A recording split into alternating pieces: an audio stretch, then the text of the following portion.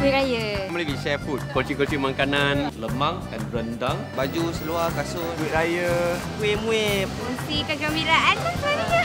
I like to share the delicious food. Sebab kereta lah selalu ni. Kongsi pengalaman hidup lah. Masa dengan keluarga. Duit raya saya memang guna untuk bayar minyak kereta lah. Kongsi dengan mak lah.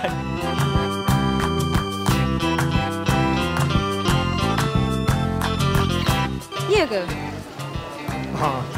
kongsi juga jalan raya.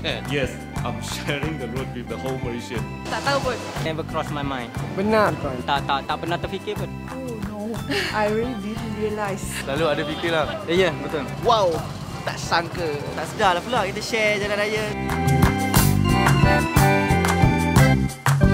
Assalamualaikum dan salam sejahtera.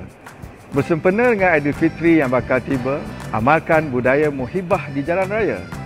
Bertolak ansur dan hormatilah pengguna lain di jalan raya. Patuhilah undang-undang di jalan raya dan semoga anda selamat sampai ke destinasi anda.